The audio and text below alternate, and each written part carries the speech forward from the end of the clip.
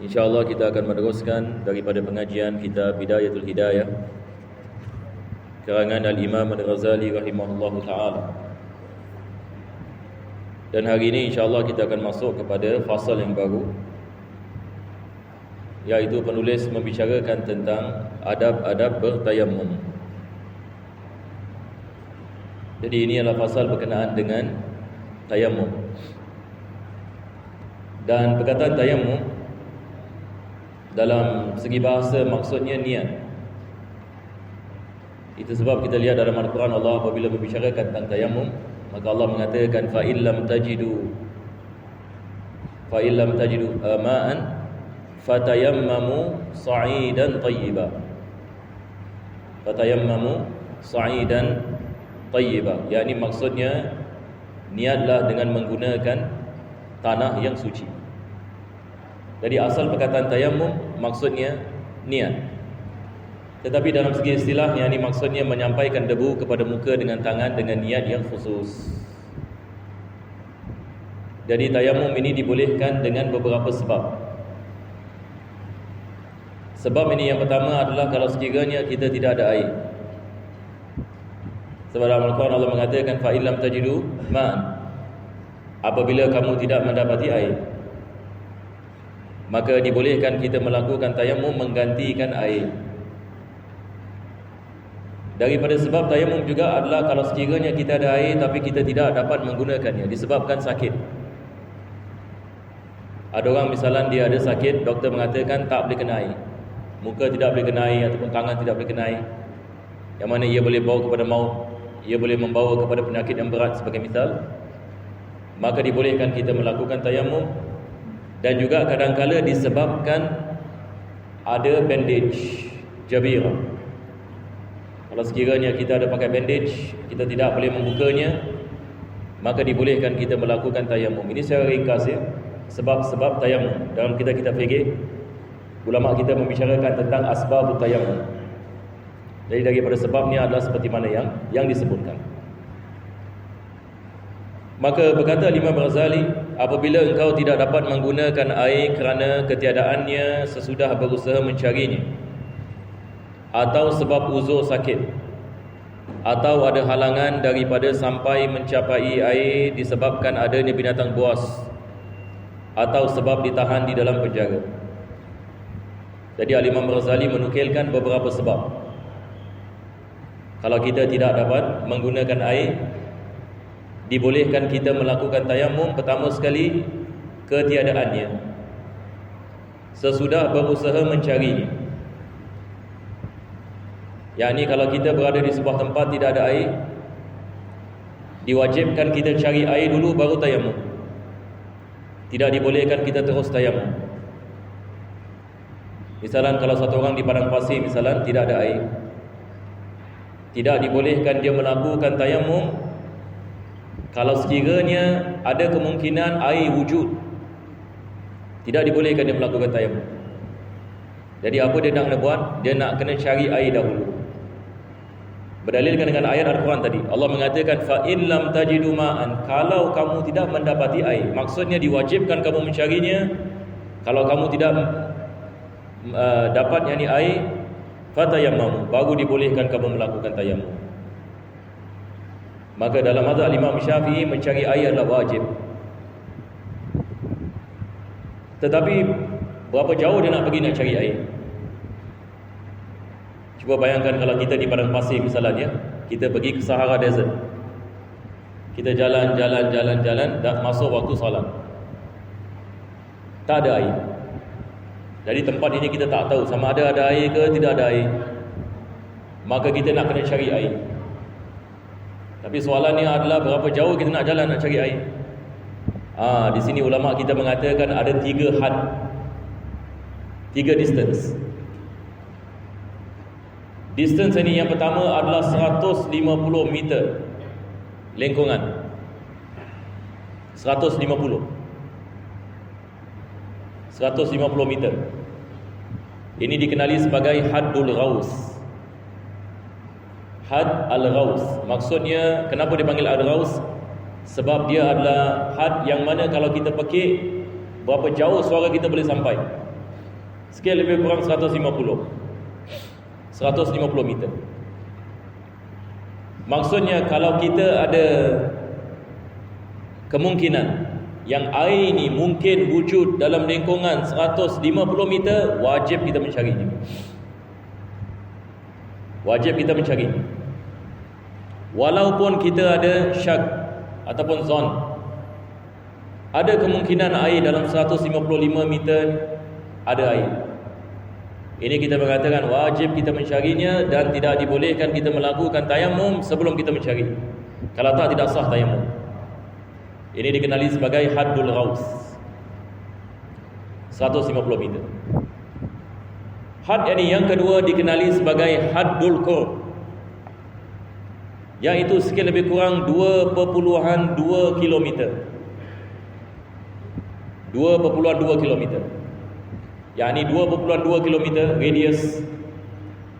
Kalau sekiranya kita yakin ada air, wajib kita cari. Tapi kalau kita tidak yakin, tidak diwajibkan kita mencari. Jadi had yang kedua ini balik kepada keyakinan. Sama ada kita yakin ada air ke tidak yakin ada air. Bagaimana misalnya ni yakin ada air? Misalnya kita pakai binoculars, kita lihat ada tasik. Kita lihat ada tasik. Kalau dia dalam lingkungan 2.2 km, wajib kita pergi. Wajib kita pergi ke sana dan mengambil wuduk di sana. Tak boleh tayamum. Sebab sekarang kita yakin. Tapi kalau kita syak, ada ke tak ada? 150 meter confirm tak ada. Tetapi selepas itu, kalau kita syak, adakah diwajibkan kita mencarinya? Tidak, tidak diwajibkan. Sebab ini adalah had ini yang kedua. Apa-apa ini yang dalam lingkungan 2.2 km, tidak wajib kita mencarinya, melainkan kalau kita ada keyakinan yang ada air. Had ini yang ketiga adalah had al-bu'd, dikenali sebagai had al-bu'd, iaitu apa yang lebih daripada 2.2 km. Apa yang lebih daripada 2.2 km dikenali sebagai hadul bu'd.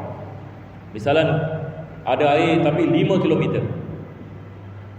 5 km ada laut. Misalnya kita di padang pasir misalnya, tapi 5 km ada laut. Adakah diwajibkan kita menggunakan air laut? Yakni jalan 5 km? Maka di sini Islam mengatakan tidak diwajibkan. Apa-apa yang lebih daripada hadul qurb tidak diwajibkan kita pergi kepadanya. Jadi kita ada berapa distance? 3. Yang pertama sekali hadul ghaus, yang ketiga hadul qurb, yang ketiga hadul bu'd. Maka hukum mencari air berbeza. Ini adalah perkara yang pertama. Baik, perkara yang kedua adalah kalau kita di Singapura misalnya tidak ada air. Ulama kita mereka membezakan di antara tempat yang biasanya ada air dan tempat yang biasanya tidak ada air. Kalau di Singapura misalnya kita tidak ada air, ada kemungkinan ia boleh berlaku. Maka dalam keadaan seperti ini, perkara yang sama kita mengatakan kita mencari air. Kalau tidak ada, maka kita melakukan tayamum. Cuma bezanya adalah kalau kita melakukan tayamum di tempat yang biasanya ada air, diwajibkan qada. Berbeza kalau kita melakukan tayamum di tempat yang biasanya tidak ada air, tidak diwajibkan kita melakukan qada. Ini adalah sebab yang pertama. Sebab Imam Ghazali mengatakan sesudah berusaha mencarinya. Dia mengatakan ketiadaan air, sesudah berusaha mencarinya. Yang kedua, atau sebab uzur sakit. Doktor mengatakan awak tak boleh menggunakan air sebab awak sakit kulit. Kalau sekiranya awak menggunakan air, awak punya kulit akan jadi hitam. Bagaimana sekarang? Adakah diwajibkan dia gunakan air? Doktor mengatakan kalau awak menggunakan air, awak punya kulit akan berubah warna. Dia tak sakit, tapi berubah warna. Ada jenis kudis, kalau dia kena air, dia berubah warna. Dia warna akan berubah. Adakah diwajibkan dia menggunakan air? Maka di sini kita mengatakan tidak diwajibkan. Kalau sekiranya dia menyebabkan mengubahkan warna kulit, tidak diwajibkan. Yang ini dibolehkan dia melakukan tayamum. Ini adalah misal yang pertama. Misal yang kedua, kalau sekiranya doktor mengatakan kalau awak menggunakan air, awak boleh meninggal dunia terus. Ini kita mengatakan diharamkan ke atas menggunakan air. Tidak boleh. Wajib dia tayamum. Wajib. Tayamum ini boleh menjadi wajib sebab dia boleh membinasakan dirinya. Misal ini yang kedua adalah doktor mengatakan awak tak meninggal dunia tapi hilang fungsi. Tangan ini boleh paralyze. Kita mengatakan diharamkan dia menggunakan air. Diharamkan dia menggunakan air. Jadi ada 3 perkara di sini. Pertama sekali hilang warna kulit. Kedua adalah menyebabkan maut. Ketiga menghilangkan fungsi badan. 3 perkara. 3 perkara ini ulama kita mengatakan penyakit-penyakit yang membolehkan tayamum. Penyakit-penyakit yang membolehkan tayamum. Jadi kalau orang menanyakan kepada kita, apakah penyakit-penyakit yang membolehkan tayamum? Kita mengatakan ada 3. Pertama sekali penyakit yang boleh bawa kepada maut. Yang kedua adalah penyakit yang menghilangkan fungsi badan. Yang ketiga adalah penyakit yang mengubahkan warna kulit. Kalau 3 jenis penyakit ini wujud, dibolehkan kita tayamum.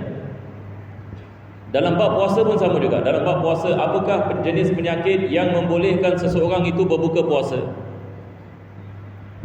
Kita mengatakan puasa adalah wajib. Tetapi kalau sekiranya satu orang sakit, dibolehkan dia berbuka. Maka daripada jenis penyakit yang membolehkan seseorang berbuka puasa, kalau sekiranya penyakit itu penyakit yang membolehkan tayamum. Itu sebab dalam bab puasa, dalam kita fikir, ulama kita mengatakan penyakit yang membolehkan tayamum boleh kita buka puasa. Ada orang kalau dia tak faham ini, dia baca ibarat ini, dia mengatakan apa kena-mengena tayamum dengan puasa? Ini adalah istilah. Yakni bila ulama kita mengatakan penyakit yang membolehkan tayamum, maksudnya mereka bukan membicarakan tentang tayamum. Mereka membicarakan tentang jenis penyakit. Jadi yang pertama sekali penyakit yang bawa kepada maut. Yang kedua penyakit yang menghilangkan fungsi badan. Yang ketiga adalah penyakit yang boleh mengubahkan warna kulit. Maka di sini dibolehkan kita melakukan tayamum. Ini adalah sebab yang kedua. Yang ketiga, penulis mengatakan atau ada halangan daripada sampai mencapai air disebabkan adanya binatang buas ataupun sebab ditahan dalam penjara. Ini pula misal yang berbeza. Al-Imam Ghazali memberikan misal satu orang nak mengambil wudu, akan tetapi ada binatang buas, ada singa. Yang ini misalan dia nak pergi sungai, akan tetapi ada singa di tepi sungai, ataupun ada ini apa? Kita mengatakan ini la ilaha illallah, buaya. Ada buaya, tempat bahaya. Takut-takut kita tengah ambil wudu, diserang buaya. Banyak buaya di tempat itu. Maka dalam keadaan seperti ini dibolehkan dia melakukan tayamum walaupun ada air, tetapi dia tak dapat sampai kepada air. Apa sebabnya? Sebabnya mungkin ada binatang buas ataupun ada penyamun, tempat ada penyamun. Tempat ini kat tepi sungai ini, tiap-tiap orang yang pergi kepadanya semua kena culik. Ada yang kena bunuh. Adakah kita mengatakan walau macam mana pun wajib saya nak kena pergi tempat ini? Tidak diwajibkan. Sebab ini bahaya. Dibolehkan kita melakukan tayamum. Misal yang kedua, Al-Imam Ghazali mengatakan atau dalam penjara. Satu orang dalam penjara tak ada air, hanya diberikan air minum saja, air minum. Adakah kita mengatakan kepadanya awak tak payah minum air, awak gunakan air itu untuk wudu? Tak boleh. Mana lebih penting? Minum air yang digunakan untuk minum ataupun air digunakan untuk wudu? Maka kita kedepankan nyawa. Betul ke tidak? Jadi dibolehkan dia minum air daripada air itu untuk dia minum, selepas itu dia tayamum sebab dia tidak ada air. Jadi kita tolak air yang digunakan untuk minum dan air yang digunakan untuk memberikan binatang dia minum. Kalau kita berada di padang pasir misalnya, kita bawa air, tapi air tak cukup, kita nak minum air dan binatang kita pun nak minum. Jadi kita tolak air yang digunakan untuk minum. Cukupkah tidak cukup untuk kita menggunakan wudu? Kalau sekiranya cukup, kita mengambil ni untuk kita menggunakan wudu. Tapi kalau tak cukup, yakni air untuk digunakan untuk minum mampat, maka dibolehkan kita melakukan tayamum setelah kita mencari air. Perkara yang keempat, beliau mengatakan atau kerana air itu sedikit yang hanya mencukupi untuk menghilangkan dahagamu atau dahaga kawanmu. Ini seperti mana saya mengatakan tadi. Dia ada air tapi air tak cukup. Air cukup-cukup untuk dia minum air dan rakan-rakannya dan binatangnya, maka dibolehkan dia melakukan tayamum. Yang kelima, atau kerana air itu milik orang lain yang dia tidak mahu menjualnya kecuali dengan harga yang lebih mahal daripada harga biasa. Ini juga disebutkan oleh ulama kita dalam kitab-kitab fikih. Misalan kita berada di padang pasir, tak ada air, tapi ada orang jual air. Adakah diwajibkan kita membelinya? Ini soalan. Kita misalan kita berada di padang pasir, tidak ada air, tetapi ada hamba Allah dia jual air. Adakah diwajibkan kita membelinya? Kita ada duit. Sekarang kita ada duit, betul tak? Adakah jual beli di sini wajib? Diwajibkan kita membelinya? Diwajibkan kita membelinya kalau sekiranya orang yang menjual air itu dia menjual dengan harga yang berpatutan. Misalnya di Singapura kita menanyakan air ni apa kosnya. Kita kalau beli air mineral water yang besar, berapa harganya? Letaklah, saya memberikan misal sebab saya pun tak tahu ya. Saya memberikan misal. Misal kalau mineral water ini yang besar $2. Tetapi kalau orang yang menjual ini dia naik harga, dia mengatakan $4. Sekarang dia menjual air bukan dengan harga pasaran. Harga pasaran berapa? $2. Tapi dia lihat kita ni dah sikit, kita mahu gunakan air, dia naikkan harga, dia jack ini harga. Daripada $2 dia mengatakan $3 ataupun $4. Maka sekarang Islam mengatakan tidak diwajibkan kamu membelinya, dibolehkan kamu tayamum. Tidak diwajibkan kamu membelinya. Apa sebabnya? Sebab dia menaikkan harga. Tapi bukan maksudnya kita tidak boleh membelinya, kita boleh membelinya, tetapi tidak diwajibkan. Boleh kita faham bezanya? Islam tidak mewajibkan. Maksudnya kalau dia naikkan harga kepada $4, tidak diwajibkan kita membeli air tersebut. Tapi kalau dia jual $2, wajib kita beli. Wajib, tak boleh tayamum. Kalau dia menjual dengan harga pasaran, diwajibkan kita membelinya kalau kita ada kemampuan untuk membelinya. Kalau kita ada duit, wajib kita membelinya. Maka jual beli menjadi wajib di sini. Tapi kalau sekiranya dia menaikkan harganya, maka tidak diwajibkan kita membelinya. Boleh insya-Allah ya? Ya bang, boleh soal. Harga kan berpatutan dengan demand and supply. Ya. Di tempat lain mungkin harganya murah. Ya. Tapi di padang pasir mungkin harganya mahal. Ya. Jadi macam ni kita nak tahu dia punya. Tak, kita lihat ini kepada harga di padang pasir. Maksudnya tempat itu. Bukan maksudnya kita compare harga ini di tempat yang jauh sebagai misal. Jadi sekarang kita menanyakan di tempat yang kita tidak ada air itu, yang tempat ini orang yang menjual air ini, kebiasaannya di sana berapa mereka menjual air? Misalan kita musafir, kita tahu tempat ini biasanya dia jual air $2. Tetapi hari itu kebetulan ini dia lihat kita misalan dia menaikkan harga ini kepada $4. Maka sekarang kita mengatakan tak wajib kita membelinya. Jadi dibalik kepada harga pasaran di tempat itu. Harga pasaran di tempat itu. Kebiasaannya memang betul. Kebiasaannya tempat di padang pasir misalan air lebih mahal daripada bandar. Ini adalah perkara yang biasa. Tempat yang biasanya tidak ada air, air akan menjadi lebih mahal daripada tempat yang biasanya ada air. Jadi maksudnya di sini adalah kita balik kepada harga pasaran di tempat yang kita berada. Di tempat yang kita berada. Kebiasaannya ini berapa? Perkara yang keenam disebutkan oleh penulis di sini, atau kerana ada luka dan sakit di badanmu yang kau bimbang atas kemudaratan dirimu apabila engkau menggunakan air. Ini adalah perkara yang sama seperti mana kita mengatakan sebab ada keuzuran. Daripadanya adalah kalau ada bandage. Ini masalah jabir.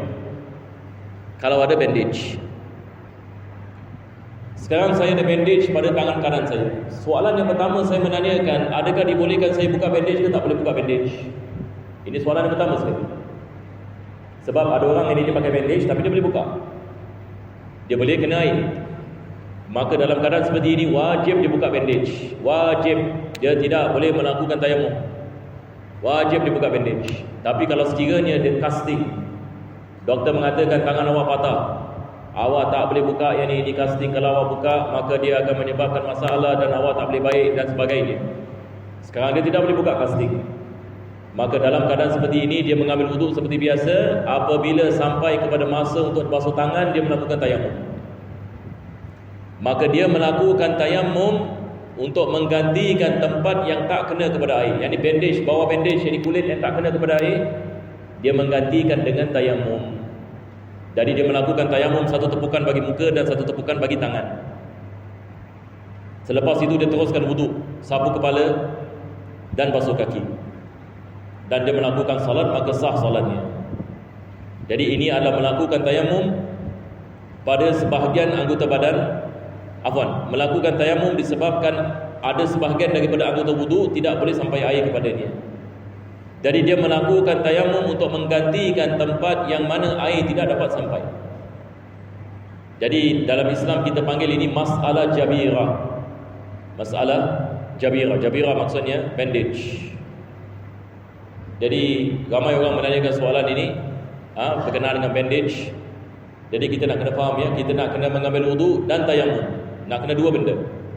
Nak kena mengambil wudu dan nak kena tayamum. Tayamum adalah wajib sebab ada sebagian jemaah tidak mengetahui. Dia hanya mengambil wudu saja. Kita mengatakan wudu ini dengan wudu dengan tayamum. Wallahu a'lam bissawab. Kalau sekiranya ada siapa yang ada soalan boleh tanya insya-Allah. Kalau tidak ada, insya-Allah kita berhenti di sini dan kita akan sambung pada minggu depan. Jadi kitab Bidayatul Hidayah kita mengadakannya tiap hari Khamis selepas solat Zuhur. Jadi insya-Allah di Masjid Khalid ada banyak kuliah-kuliah yang baru. Tiap-tiap hari Zuhur dan Asar, daripada hari Isnin hingga ke Jumaat kita ada kuliah. Daripada Isnin hingga ke Jumaat. Dan begitu juga bagi kuliah Maghrib pada tiap-tiap hari.